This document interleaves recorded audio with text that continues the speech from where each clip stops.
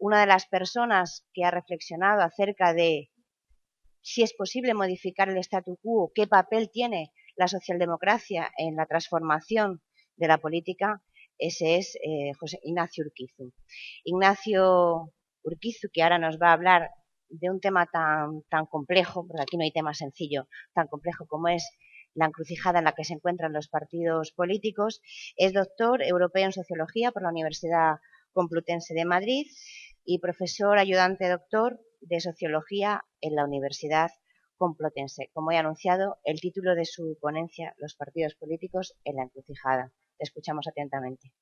Vale, bueno, en primer lugar, mientras se va poniendo la presentación, agradeceros la invitación a Eva, que es la primera persona que me contactó para estar aquí, y luego tanto al presidente Rodríguez Ibarra como a Manuel Marín, pues por poder contaros un poco mi reflexión sobre el instrumento, es decir, sobre el papel que tienen que tener los partidos políticos en las democracias, ¿no? Pero antes de contaros el instrumento, antes de entrar en esto, sí que me gustaría por lo menos, al hilo de la intervención de Eduardo, dos reflexiones que yo creo que también son, por lo menos, situar en contexto lo que nos está pasando para entender cuál tiene que ser el papel de los partidos, ¿no? Yo soy profundamente optimista y soy profundamente optimista por dos razones. La primera, porque casi todo lo que estamos viendo ha pasado antes. No es la primera vez que hay una crisis económica, no es la primera vez que hay una crisis política, no es la primera vez que hay una crisis social. Y las sociedades se han enfrentado a escenarios como este en muchas ocasiones, ¿no? Entonces yo siempre recuerdo cómo muchos de los que estáis aquí seguramente os acordaréis del año 75, cuando comenzó una crisis económica que duró 12 años, que acabó en el 87, que se superó el 20% de paro, que la economía crecía por debajo del 1% en muchos años. Eso significaba que no se creaba empleo. Así que no es la primera vez que pasamos por una crisis de gran calado y gran profundidad. Seguramente la gran diferencia que tenemos es el estado de ánimo de la sociedad. Ese es el gran cambio que hay respecto a aquellos años, ¿no? En aquellos años la gente era optimista porque pensaba que se iba a un mundo mejor. Y en cambio ahora seguramente es la primera generación que cree que lo que está por venir es bastante peor de lo que ha vivido, ¿no? Y eso, como político o como partido político, es muy complicado, porque como sabéis, el trabajo de la política es hacerse cargo del estado de ánimo de la gente. Y cuando el estado de ánimo es de depresión, seguramente hacer política es bastante más complicado, ¿no? Y la segunda razón para el optimismo es que, a pesar de todos los augurios, de todo lo que se pronostica, yo creo que los partidos políticos tienen un futuro espléndido. Y me explico. Tienen un futuro espléndido porque no hay nada que pueda sustituir a los partidos políticos.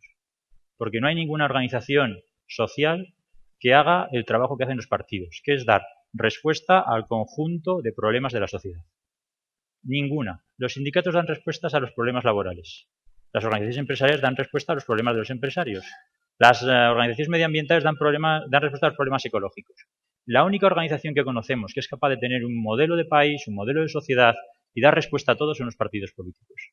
Y mientras eso sea así, los partidos políticos van a seguir existiendo, van a seguir funcionando y van a ser los actores fundamentales en los cuales se vertebre seguramente las democracias y los proyectos políticos. Así que ni estamos tan mal o estamos muy mal, pero hemos estado muchas veces mal, y que seguramente lo que tenemos que hacer es aprender de esas ocasiones en las que estuvimos mal y cómo pudimos salir de aquello. Y lo que tenemos entre manos no es tan mal instrumento, sino que seguramente tenemos que perfeccionarlo, ¿no? Entonces, en ese contexto, aquí tenéis la evolución de los principales problemas que hay en España, o que ha habido en España en los últimos 30 años, según las encuestas del CIS. ¿Cómo han ido evolucionando las encuestas, no? Podéis ver que ahora mismo el principal problema es el paro, es decir, un problema que antes no era tan grave, por lo menos durante las épocas de bonanza, sí que ha recuperado mucho esplendor. En la línea roja tenéis el terrorismo. ¿Os acordáis aquella etapa donde el terrorismo era el principal problema de España? Bueno, pues eso ya no ha pasado, ¿no? Ya no ha vuelto a pasar. Y se ha elevado como gran problema, o como dos grandes problemas, dos problemas de índole política, que es la corrupción y son los partidos políticos. Así que la política parece que se ha convertido en un problema para los españoles. Que eso se traduce en este segundo gráfico, y es en la satisfacción con la democracia que hay en España. Y este gráfico me llama la atención por dos razones. Primero, porque la insatisfacción con la democracia no es la primera vez que la encontramos. Es decir, en los años 90, en un contexto de crisis, los españoles todavía no estuvieron insatisfechos con su democracia. Pero el segundo elemento que me gustaría llamar la atención es que los números que conocemos ahora son inéditos. Nunca tantos españoles habían estado muy descontentos con su sistema político. Estamos en números récords. Lo que me hace pensar es que vimos una etapa muy excepcional en nuestra democracia. Es decir, no conocemos, por lo menos desde el punto de vista de la opinión pública, que es lo que yo trabajo, ningún indicador o nunca los indicadores habían encontrado en los números que se encuentran ahora mismo. Estamos en números totalmente desconocidos, ¿no? Esto se traduce en que la confianza en las instituciones y en los partidos pues ha caído muchísimo, ¿no? Aquí tenéis, según los datos del CIS, cómo ha evolucionado la confianza en los partidos, en la monarquía, en el gobierno autonómico, en el gobierno central. Algún dato interesante. Bueno, los partidos, como sabéis o como veis, son los que menos confianza generan. Pero algo que me ha llamado la atención es que los gobiernos autonómicos generan más confianza que el gobierno central. Y en este proceso de recentralización, donde a veces nos quieren llevar, a la gente parece que está mucho más contenta con lo que tiene más próximo, que son los gobiernos autonómicos, y están un poquito más insatisfechos con lo que tienen un poco más alejado, que son los gobiernos centrales, ¿no? Así que el modelo territorial del que tanto se debate, a la gente por lo menos le genera más confianza que un modelo mucho más centralizado, un gobierno mucho más centralizado, ¿no? Bueno, el contexto es inédito, la crisis es relevante, los ciudadanos así lo perciben. ¿Cómo tienen que ser los partidos en esta encrucijada política? Es decir, ¿cómo tienen que empezar a funcionar los partidos? Yo creo que para poder saber cómo tienen que funcionar, tenemos que saber qué significa la democracia. Y a veces no reflexionamos demasiado sobre eso, ¿no? ¿Qué significa? La democracia es un sistema, y ahora estoy hablando todo el rato de democracia interna, ¿vale? De cómo funciona el partido por dentro, cómo funciona el instrumento. Las democracias generan ganadores y perdedores. Y la clave de la democracia es que el perdedor acepta que ha perdido. Es un punto importante que a veces se nos olvida. Si los perdedores no aceptan la derrota, la democracia no puede funcionar. ¿Por qué un perdedor acepta la derrota? Porque sabe que en el futuro puede ganar. Porque sabe que hay una segunda vuelta, una tercera vuelta, una cuarta vuelta. Es decir, que aunque uno pierda una vez, sabe que existe la posibilidad de volverse a enfrentar al rival y volver a enfrentarse a él, ¿no? Así que es importante que cuando pensemos en la democracia interna, pensemos que uno puede perder una vez, pero no va a perder siempre. En alguna ocasión ganará, ¿no? De tal misma forma que las mayorías tienen que entender que no son mayorías eternas, sino que en algún día serán minorías. Y cuando hacen, digamos, los acuerdos, los pactos, tienen que pensar que en algún momento ellos no serán esa mayoría, a veces pequeña, sino que quizá en el futuro serán minorías y cuando lo sean, pues tendrán que, digamos, llegar a algún tipo de acuerdo, ¿no? El segundo elemento, y esto entronca con algo que decía Eduardo Madina, nuestro sistema de funcionamiento interno, yo no creo que todos los partidos sean democráticos, o algunos son más democráticos que otros, pero si son democráticos es porque no sabemos quién va a ganar. Ese elemento también es importante. Estoy seguro que casi nadie sabía quién iba a ganar en Sevilla, porque si alguien lo hubiera sabido, seguramente en esta sala, pues enseguida habría puesto todos los huevos en esa cesta. Pero todo el mundo tenía sus dudas y uno decía, puede ganar el uno, puede ganar el otro. Esa incertidumbre hace que el sistema sea democrático, porque si sabemos quién va a ganar, ya no hay democracia, hay otra cosa. Así que la incertidumbre de los resultados hace que nuestro sistema de funcionamiento interno sea totalmente democrático. Y por eso los congresos son democráticos. Son democráticos fundamentalmente porque no conocemos el resultado. Porque cualquiera puede rebelarse y decir, bueno, y si yo me opongo a este señor o me enfrento a él y consigo el número de votos suficientes, quizá me puedo convertir en mayoría, ¿no? Y a veces reducimos demasiado la democracia a una cuestión de votar cuando la democracia significa más cosas. Y creo que este segundo ingrediente tenemos que tenerlo en cuenta cuando hablamos de la democracia interna de los partidos. Es decir, en la medida que no sabemos quién es el ganador, el proceso es democrático. El día que el proceso esté amañado por lo que sea y sabemos que gana siempre el mismo, entonces podemos empezar a pensar que quizá el proceso no sea muy democrático, ¿no? El tercer elemento tiene que ver con la rendición de cuentas. Es decir, que los líderes tienen que rendir cuentas, principalmente cuando hablamos de democracia interna, ante sus bases. Rendir cuentas significa que la gente participa y que el modelo es transparente. Es decir, cuanta más participación y más transparencia, más democracia. Eso es bastante claro y algo, digamos, que está muy extendido, ¿no? A mí lo único que en este modelo en el que estamos funcionando, o en el que funcionan los partidos en España a través de congresos, lo que me genera más suspicacias es las motivaciones que hay detrás del voto. ¿Por qué la gente apoya a un candidato o apoya a otro? ¿Tiene que ver con ideología, con proyectos políticos, con motivaciones sinceras? ¿Tiene que ver con acuerdos para cuotas de poder? ¿Qué hay detrás del voto? Y eso es importante porque seguramente lo que hay detrás del voto explica también cómo funciona la democracia. Y como en ocasiones los resultados, a pesar de ser participativos, a pesar de que no sabes el resultado final, te generan ciertas dudas porque en ciertas ocasiones las motivaciones del voto no son sinceras, no tiene que ver con un proyecto político, no tiene que ver con un modelo país, tiene que ver con otras cosas. Y eso hace que el resultado, aunque nos pueda parecer muy democrático, a mí me genere ciertas dudas. Es decir, un sistema que fuera totalmente clientelar, imaginaros que, y esta la gente, cuando hablamos de sistemas electorales y circunscripciones uninominales, le cuesta entender, pero Fabra y Baltar no hay dos, hay muchos. El mundo está lleno de Baltares y de Fabras.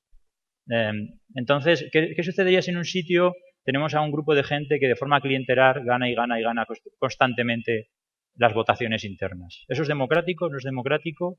¿Eso sirve para el instrumento? Si el instrumento está preparado para gobernar cuando en el fondo lo único que hace es mantener ciertas cuotas de poder, no hace falta irnos, digamos, al extranjero. Conocemos federaciones que se han pasado la vida, digamos, ganando congresos y perdiendo elecciones. Y eso muchas veces tiene que ver con la motivación del voto, con qué hay detrás del voto y cómo se organizan. Y eso creo que me parece que es bastante importante. ¿Por qué me parece importante? Porque en el fondo, en el origen de las primarias está este problema. Es decir, ¿por qué los partidos políticos han adoptado a lo largo de la historia el modelo de primarias? Eso se ha adoptado cuando la organización se encuentra con un problema, y el problema es el cambio.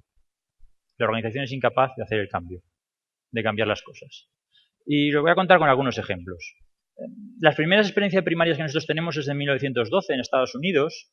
Teddy Roosevelt, quien fue presidente de Estados Unidos, durante un tiempo decidió, digamos, dejar la presidencia, se fue por África, viajó y volvió. Y le dijo al Partido Republicano, yo quiero competir por el liderazgo del partido. Entonces el Partido Republicano gobernaba y tenía como presidente a Taft. El Partido Republicano le dijo, bueno, pues si compites, las normas son las siguientes, es un modelo de delegados, tú ves por estados, y él dijo, no, yo quiero primarias, quiero competir en primarias. Y le dijeron, no. Bueno, algunos estados tenían primarias, otros tenían delegados. Donde había primarias, Roosevelt arrasaba. Donde había delegados, Taft ganaba. Al final, el nominado por el Partido Republicano es Taft. Resultado, Taft quedó el tercero, perdió las elecciones y por primera vez y única en la historia de Estados Unidos, el tercer partido quedó segundo. Básicamente porque las primarias, lo que le estaban diciendo a los republicanos era quién era el candidato más popular y quién iba a ser más aceptado por la población. Es decir, las primarias servían para propiciar el cambio de una organización que era el Partido Republicano incapaz de cambiar. Porque, digamos, sus cuadros intermedios tenían bastante aversión al cambio. Tenían miedo, preferían el status quo, al presidente conocido, que a un tipo por conocer, ¿no? Eso también está detrás del éxito de Tony Blair. Es decir, Tony Blair lo primero que hace es cambiar su modelo de organizativo. ¿Y por qué lo hace? Porque él se encuentra, el Partido Laborista funcionaba de una forma un poquito excéntrica. Allí el modelo de votación era por, digamos, no estamentos, pero sí por facciones. Entonces los sindicatos tenían una facción, los militantes eran otra, el grupo parlamentario era otra. Y lo que hace Blair básicamente al principio es eliminarse todos los intermediarios que tenía y apelar directamente a las bases. Entonces establece un sistema constantemente de consulta a las bases sistemática, porque sabía que con todos los intermediarios que tenía no iba a ganar las elecciones. Iba a tener mucha incapacidad para el cambio, para proponer cosas novedosas, porque los sindicatos siempre iban a frenar, porque había un montón de gente que tenía sus intereses y no querían el cambio. Y el último ejemplo de cómo a veces cuando se demanda el cambio se produce, yo creo que son las primarias del Partido Socialista en el 98. Se sale de un congreso más o menos dividido y con una idea de lo que se creía que era el partido. Cuando se pregunta a la gente sale todo lo contrario de lo que se esperaba. De tal forma que, en el fondo, lo que nos estaba diciendo de nuevo es que había una demanda de cambio en las bases y en la sociedad que el partido no era capaz de recoger porque, digamos, los cuadros intermedios no leían ese cambio, ¿no? Así que, en el fondo, las motivaciones del voto tienen que ver, digamos, o son importantes para entender los procesos políticos y el funcionamiento del partido por dentro sí que tiene un papel o un juego de conectar con la sociedad, ¿no? Aparte de, digamos, esta idea de democracia, estas experiencias, creo que también es importante ver qué es lo que piensan los españoles. Y aquí tenéis una encuesta que hicimos no hace mucho a los españoles en el CIS, donde se les preguntaba quién creíamos que tenía que tener la última palabra en la selección de los candidatos. Mirad, la respuesta mayoritaria, casi el 40%, el 37,3% cree que tienen que ser los ciudadanos y las ciudadanas. Y que hay una cierta mayoría social de españoles que creen que los modelos más abiertos son los más adecuados para elegir a los candidatos y candidatas, ¿no? Así que hay una mayoría más o menos social en esa dirección. Únicamente el 13% cree que tienen que ser los órganos internos del partido, es decir, una cosa muy cerrada. Y luego ya hay diferentes gradaciones y tienen que ser los afiliados, los simpatizantes, ¿no? Pero sí que hay una mayoría clara.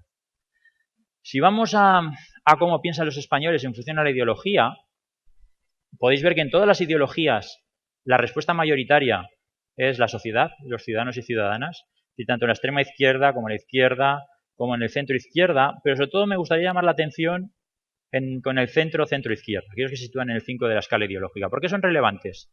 Porque en España nunca un partido político ha ganado sin el centro. Es imposible ganar las elecciones sin el centro. Nunca nadie lo ha conseguido. Y fijaros qué es lo que piensa la gente de centro. Si hay un porcentaje elevado que quiere primarias abiertas, es la gente de centro. Son los moderados. Así que una forma de conectar con esos votantes es dar respuesta también a una de sus demandas. Ellos quieren participar y quieren estar dentro de los procesos de selección. Así que creo que es una buena idea, no solo porque sea un buen mecanismo para que el partido funcione correctamente, sino para conectar con una parte del electorado, ¿no? Si miramos por edad, que también me parece relevante, fijaros cuál es el porcentaje de gente o qué grupo de gente es el que tiene una mayor preferencia por unas primarias abiertas. Los jóvenes. Y yo lo siento, a veces no queda muy bien decirlo, pero los jóvenes son los que van a escribir el futuro. Es decir, los jóvenes nos anticipan qué es lo que va a pasar dentro de unos años.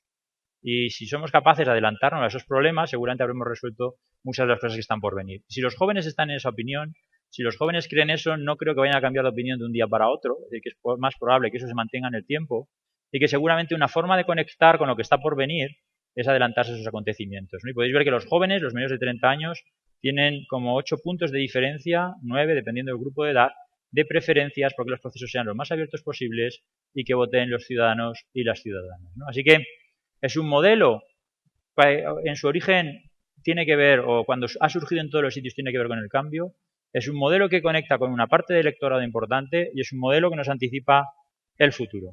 Dicho eso, las primarias y los partidos es un instrumento, no es un fin en sí mismo. O sea, las primarias sirven para algunas cosas, no sirve para todo, y sí que he de reconocer que las primarias tienen problemas y tienen elementos positivos, ¿no? ¿Cuáles son los elementos positivos?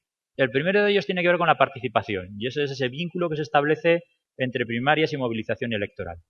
Es decir, cuando tú haces primarias, y si tienen éxito, que esa es la segunda derivada, persuasiva a la gente a votar, es decir, si las primarias consiguen movilizar a una parte relevante del electorado, son un excelente instrumento de cara a unas elecciones, ¿no? Y ese es el elemento primero positivo, la participación. En segundo lugar, en un mundo en el cual, sobre todo en España, la izquierda se mueve con muchas dificultades desde el punto de vista mediático, las primarias te dan una proyección mediática que seguramente no te dan una conferencia política. Es decir, las primarias consiguen situarte en la agenda durante mucho tiempo, puede ser portada de los periódicos, de las televisiones, de las radios, y consigues una proyección que no te da, digamos, cualquier otro de los papeles que juega el partido político.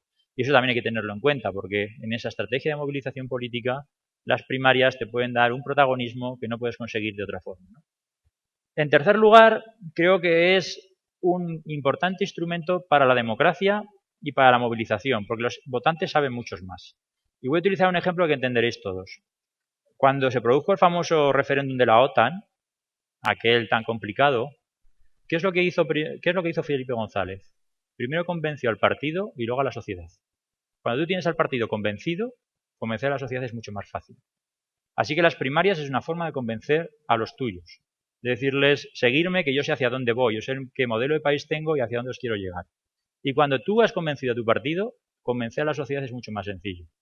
Y por eso las primarias también son útiles, porque es un instrumento para convencer a la tribu ideológica, para decirles, yo sé lo que tenemos que hacer, hacerme caso, seguirme, que yo os llevo hacia allí. Y convences mucho más si les dejas participar, les dejas opinar y les dejas votar, que si no les dejas, digamos, que expresen su opinión, ¿no? Así que es un excelente instrumento, no solo de calidad democrática, sino de movilización para convencer a muchísima gente. En contra, creo que el primero de los problemas es que acaban siendo plebiscitarios. Acaba siendo un referéndum entre uno u otro. Y como sabemos, los referéndums son excelentes instrumentos de manipulación política. Un referéndum es una forma muy sencilla, digamos, de manipular a la gente. Y eso explica por qué las dictaduras suelen convocar referéndums, porque, digamos, es un instrumento de fácil movilización y de fácil, digamos, canalización de determinadas preferencias, ¿no? A mí me dan miedo justamente por eso, es decir, porque creo que si uno no tiene cuidado en cómo las instrumentaliza, se puede acabar en un referendo, digamos, no siempre positivo. Y me explico, imaginaros que tenemos un candidato que no es nada popular. Nada, la gente no le quiere. Pero dentro del partido no tiene rival. Entonces convoca a primarias, sabe que las va a ganar fácilmente y ya se presenta a los suyos y dice, yo soy el elegido, soy el mejor porque vosotros me habéis elegido. Y sabemos que fuera del partido pues el tipo no tiene, digamos, una gran proyección, ¿no? Nos hará creer algo que no es real. Por eso es un excelente instrumento de manipulación, porque te hace creer un escenario que realmente no existe. El segundo de los problemas es que aumenta la división interna. Y esto no solo porque, digamos, haya varios candidatos, sino por, de nuevo, las motivaciones del voto. Y me vais a entender todos muy fácilmente. Si en una agrupación hay un 60% que apoya al candidato A, me juego lo que queréis con vosotros que el 40% restante apoya al candidato B. Y no porque el B sea mejor, sino para chinchar a los del A. Así que, en el fondo, cuando se activan las primarias, la gente no empieza a votar al final por quién es el mejor. Empieza a votar por a ver cómo pueden meter el dedo en el ojo al de enfrente. Y empezamos a movilizarnos todos, no buscando el mejor candidato, sino cómo podemos destruir la mayoría que está en las agrupaciones, en las federaciones, en no sé cuántos sitios más. Dicho de otra forma, el problema de las primarias, igual que el problema de los referéndums, es que a veces la gente vota por miles de razones, excepto por lo que se le pregunta. Y eso es lo que pasó en el referéndum de la OTAN. Al final la gente votaba OTAN sí, OTAN no, o Felipe González sí, Felipe González no. Y eso es importante, porque vota la gente. Así que, si en el fondo convocamos unas primarias para meter el dedo en el ojo al de la agrupación que llevo 20 años metiéndoselo, pues lo único que haré será continuar con mi problema interno y agudizarlo. Y ese es uno de los miedos que tenemos que tener en cuenta. Es decir, que cuando se convoquen, no todo el mundo va a votar por el mejor candidato. Muchos van a votar por fastidiar al de enfrente. Y eso agudiza la división interna. La agudiza bastante. El tercero, y esto me parece importante, es que tenemos que pensar que las primarias tienen que ver con elementos sistemas presidenciales. Tiene mucho éxito en Estados Unidos, en algunos sitios de América Latina, son un rara avis en Europa y generalmente en Europa se utilizan solo cuando estamos en la oposición o cuando estamos en el gobierno, ¿no? Entonces, el problema del sistema presidencial es claro, y lo explico. ¿Quién elige al presidente del gobierno en un sistema parlamentario? El Parlamento. Así que imaginamos que convocamos primarias y gana candidato X. Y llegamos y no tenemos mayoría. Y hay que llegar a un acuerdo con los compañeros de varias facciones distintas. Y te dicen, vale, yo te apoyo la coalición, pero tu candidato no lo quiero como presidente. No me gusta, ponme otro. Eso pasa en los ayuntamientos muchas veces. Pasa en muchos sitios. Así que hemos elegido a un tipo que ha votado todo el partido y nos dicen los de la coalición que no lo quieren. ¿Qué hacemos? ¿Dejamos de gobernar por preservar el resultado de las primarias?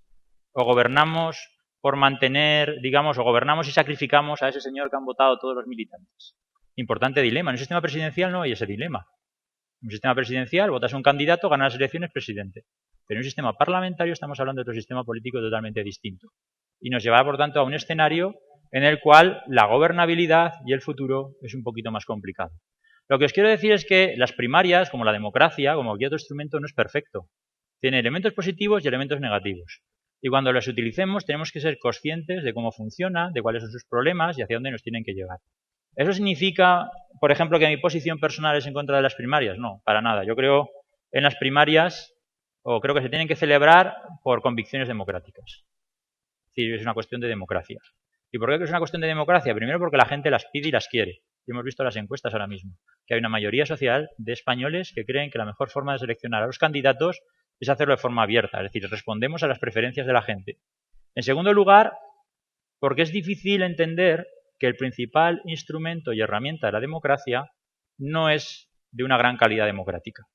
No significa que si no usa primarias no lo sea. Yo os he dicho que sí que creo que es democrático usar otros métodos. Pero si podemos hacerlo mejor, tampoco tenemos que renunciar a ello, ¿no? Entonces es difícil explicar a la gente que creemos mucho en la democracia, pero que luego nuestro instrumento no es de la suficiente calidad como ellos mismos demandan, es decir, como las mismas encuestas revelan, ¿no? Dicho eso, es decir, dicho que creo que es una cuestión de convicciones y de principios, creo que en el caso que nos atañe, que es el Partido Socialista, es un gran reto para la organización. ¿Por qué? Porque en el fondo las primarias no queda muy claro si tienen que elegir a candidatos o elegir a líderes. Es una cosa totalmente distinta. Porque si el candidato y el líder coinciden, no hay ningún problema, todos estamos muy contentos. Pero ¿qué pasa si el candidato y el líder no coinciden? ¿Cómo organizamos esto? Es decir, ¿qué pasa si de repente lo que se conoce como bicefalia, ¿no? Eso seguramente en Estados Unidos no tiene ningún tipo de repercusión porque los partidos son débiles, porque las estructuras no tienen importancia. Pero en Europa el territorio, la estructura es muy, muy relevante. Y si tenemos de repente a un tipo colgado de la brocha frente a toda la organización, estoy seguro que el resultado va a ser bastante más complicado, ¿no?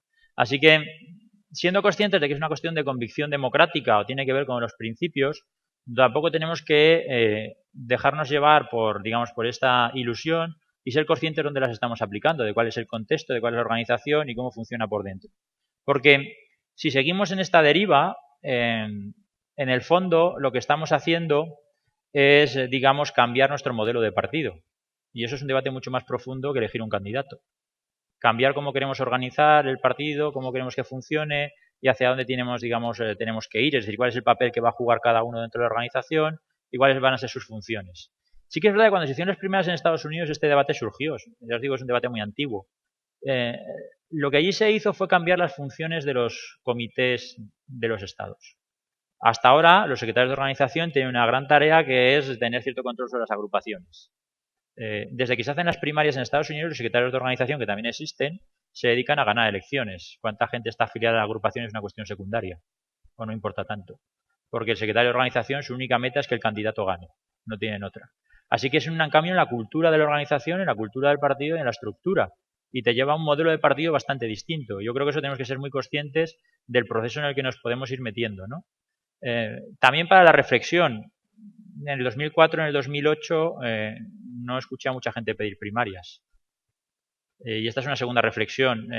No sé si las primarias es la solución a los problemas o las primarias es un reflejo del problema, que es algo totalmente distinto. Es decir, no sabemos si las primarias nos van a llevar a un escenario mucho mejor por todos los problemas que os estoy contando, o las primarias nos están lanzando algún mensaje, ¿no? De nuevo, lo dejo aquí para poder establecer el debate. Muchas gracias por la, digamos, oportunidad de dirigirme a vosotros y muchas gracias.